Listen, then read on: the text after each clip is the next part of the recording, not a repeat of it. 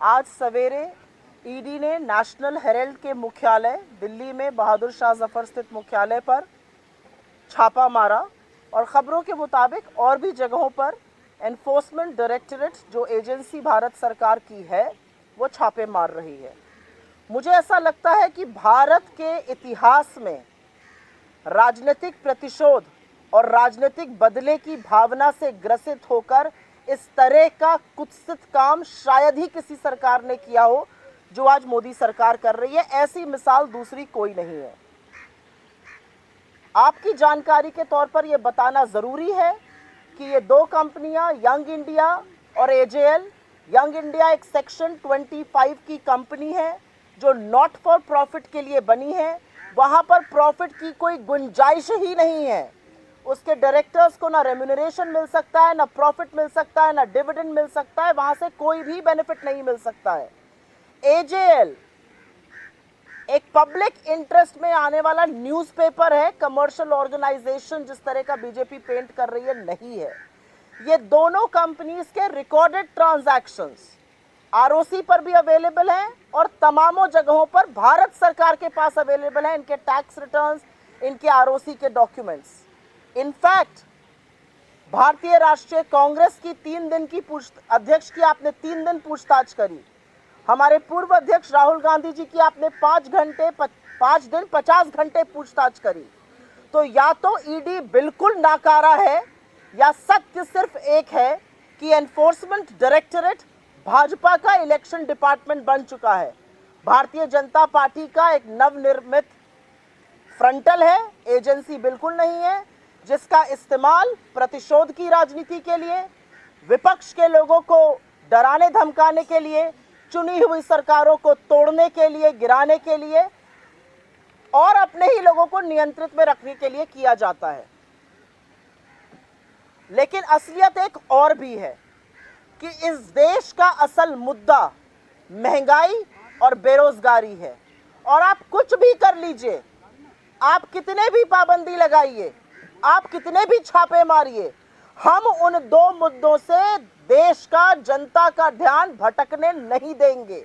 चाहे संसद में हो और चाहे सड़क पे हो, चाहे प्रधानमंत्री का आवास घेरने की बात हो जो 5 तारीख को हम करेंगे, या राष्ट्रपति आवास पर वॉक टू राष्ट्रपति भवन पर चलने की बात हो। मुद्दे इस देश के बेरोजगारी और कमर तोड़ महंगाई हैं और उससे हम ध्यान बिल्कुल नहीं भटकने देंगे। ये सारी चीजें, ईडी की रेडें, ईडी की गिरफ्तारी, इस तरह की प्रतिशोध की भावना, शायद दूसरे लोग डर जाते होंगे। भारतीय राष्ट्रीय कांग्रेस के नेता, हमारे आर्म्स और हम डरने वाले बिल्कुल नहीं हैं। हम लगातार आपसे सवाल, आपकी विफलताओं पर, लगातार सवाल जनता की कमर तोड़ महंगाई पर, युवाओं के भविष्य पर जो बेरोजगारी से जूझ रहे हैं, पूछते रहेंगे।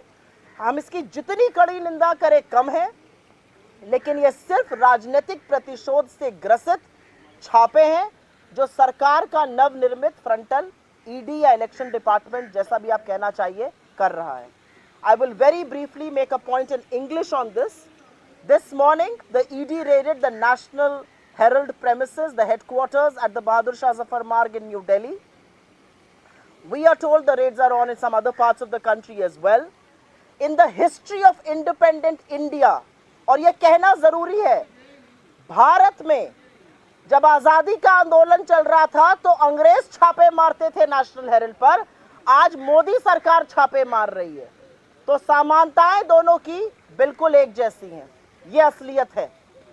कभी अंग्रेज हमें प्रताड़ित करते थे देश की आवाज और देश की बात रखने के लिए, आज मोदी सरकार देश के मुद्दे उठाने के लिए ये कर रही है।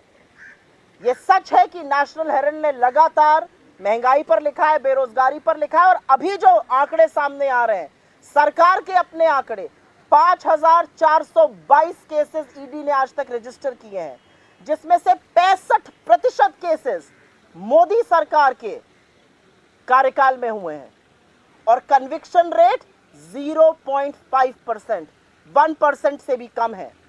सबूत है नहीं, केस कोई है नहीं, प्रोसेस इज द पनिशमेंट।